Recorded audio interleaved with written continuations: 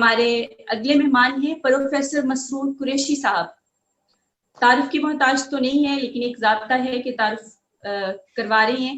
سابق پروفیسر وفاقی Urdu university Karachi Abdul Haq campus سے اور 25 بار پوسٹ گریجویٹ کلاسز کی تدریس سے یہ منسلک رہی ہیں.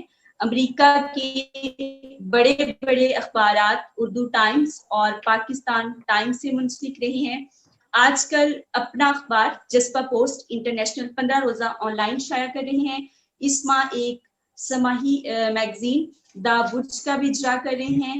کالم نگار ہیں، اینکر ہیں، شخصی خاکہ نگاری اور مضمون نگاری ان کے خاص موضوعات ہیں. شکاگو اور امریکہ کی علمی ادبی حلقوں کی تنظیموں کے روح رواں بھی ہیں. جی پروفیسر مسرور قریشی صاحب ہماری سماعتیں آپ کو سننے کی منتظر ہیں. جی پروفیسر مسرور قریشی صاحب. السلام علیکم تمام احباب کو. وعلیکم السلام. میں بہت شکر گزار ہوں محترمہ عذرا وسیم صاحبہ کا اور بزم ظرافت پاکستان کے تمام ذمہ داران کا، بالخصوص عارف بھائی کا، عمران بھائی کا اور کامران بھائی کا، کہ انہوں نے ہمیں یہ موقع دیا کہ امریکہ میں ہم بزم ظرافت کا چیپٹر قائم کریں اور انشاءاللہ اس کے تحت ہم پروگرام بھی السلام علیکم. آئندہ آنے والے دنوں میں کرتے رہیں گے، جیسا کہ ابھی عارف بھائی نے فرمایا تھا.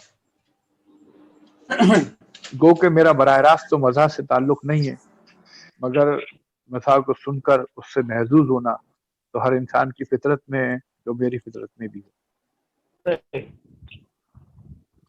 شکاگو میں جو علمی ادبی پروگرام ہوتے ہیں اس میں اپنی حد المقدور کوشش کرتا ہوں اور اردو تحریک کے خادم کی حیثیت سے اپنے کام کو سر انجام دینے کی بھرپور کارکردگی کرتا رہتا ہوں.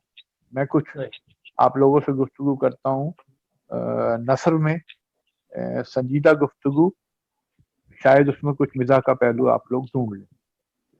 اب اقبال کہتا ہے کہ زندگی انجمن آرا و نگہباں خود است. حیات میں انسانی تمدن ہمیشہ سے ایک نہایت پیچیدہ مسئلہ رہا ہے. انسانی فطرت ہمیشہ تبدیلیوں کا مجموعہ ہے اور اس کی شخصیت اپنے ارد گرد کے ماحول میں تغیرات کی متلاشی رہتی ہے اور ادب اس کا ایک ذریعہ بنتا ہے. ادب میں شاعری اور نثر نگاری، مصوری و خطاطی و دیگر ایسے علوم کے ذریعے وہ اپنی دلچسپی کا اظہار کرتا ہے اور غالب تو انسان کو حیوان ظریف کہتا ہے، ان کے مکالمے لاجواب ہیں. میرے نزدیک اردو کا ادب شاعری و نثر نگاری کے تمام اصناف میں بھرپور کردار ادا کر چکا ہے اور کرتا رہے گا، مگر اس کا ایک شعبہ ظرافت، جس کو عام طور پر مزاح اور مزید پھر طنز و مزاح کا مشترکہ لقب دیا گیا ہے، اردو کے لکھنے والوں نے ادب کی صنف پر کم توجہ دی. مگر فی الوقت جو ادب بھی دستیاب ہے خوب ہے. یہ زمانہ معاشرے میں گھٹن اور حب زدہ زندگی کا جو حال ہے وہ اس ضرورت کو مزید گہرا کرتا ہے کہ ظرافت سے بھرپور ادب کی آبیاری کی جائے، اس کی پذیری معاشرے کے ہر طبقے میں کی جائے اور نرسری کی دیکھ بھال کر کے شجر ظرافت کی نمو کو تناور درخت میں تبدیل کر دیا جائے، جس کی ہر شاخ سے قہقہے پھوٹیں اور جو پسمردہ دلوں میں زندہ رہنے کی آرزوؤں کو اجاگر کرے اور لبوں پہ تبسم بکھیرے. لطیف مزاح، برجستگی، زبان کا رچاؤ، تیکھا پن جس میں بسا ہو. ضرورت اس امر کی ہے کہ ایسا ادب تخلیق کیا جائے جو انسانیت کے لیے بامعنی، بامقصد ہو، زندگی کی بھرپور خوشیوں سے انسان لطف اٹھائے. شکریہ. مزاح کے جملوں و اشعار سے انسان خود بخود مسکرا اٹھے، اس کے دل کے نازک تار ان جملوں و اشعار کی معنویت کو محسوس کر کے ایک ایسے ساز کی آواز اپنے اندر محسوس کرے کہ اس کی روح جھوم اٹھے. خیال رہے کہ جو فنکار زندگی کو مسرت فراہم کرتا ہے، زمانے کی سختیوں اور ناانصافیوں کا مقابلہ کرتا ہے، وہ انسانیت کے لیے باعث رحمت ہے. میں اردو ادب کی عشقیہ شاعری کا نقاد نہیں، مگر زلف و گیسو، مہ و میخانے، गज़्ल व ग़िज़ाल, शुआ व तबस्सुम, शमा व परवाने, खदो खाल की शायरी, इश्क में गिरेबा चाक करने, नाकाम इश्किया कलाम माशरे में अफसरदगी व बेचारगी की फिजा पैदा करने में माविन साबित हो रहे हैं। बहुत अच्छे, बहुत खूब, बहुत खूब, बहुत बेहतरीन। इस मौजू पर हम बाद में भी बहस कर सकते हैं, मगर ज़रूरत इस अमर की है कि ऐसे अदब की तख्लीक की जाए जो माशरे के नासूर व नाहमवारियों को अपने निस्तर से काट कर जुदा कर। मौजूदा जहनी तनाव का दौर, बिलखुसूस कोरोना के बाद की जिंदगी, जिंदा दिली, खुशगवारी और कहकहों की मुतकाजी है, और बज़्म ज़राफ़त पाकिस्तान और उसका अमेरिका का चैप्टर इस ज़िमन में अपनी काविशें इन महफिलों के जरिए जारी रखेगा, और इसका हर लिखारी अपने लफ्ज़ों, जुमलों, अशार के जरिए शाइस्ता और महज़्ज़ब अंदाज से ज़िंदगी को एक खुशगवार माहौल फराहम करने में अपनी हद्दुल मक़दूर कोशिशें जारी रखेगा। तो आइए मिलजुल कर बकौल इक़बाल गेसुए ताबदार को और भी ताबदार करें।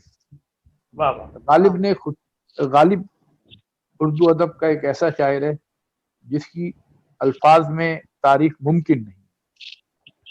उन्होंने नस्र में भी अपने खुतूत में जो अंदाज़ शाइस्तगी को अपनाया है, उसकी एक मिसाल देखिए कि गदर का अलमिया है और आज़ादी की मुहिम में खून की बारिश हो रही है। उसमें वो अपने खत में उमराव सिंह के हाल पर लिखते हैं जो जिनकी दूसरी बीवी का इंतकाल हो चुका है।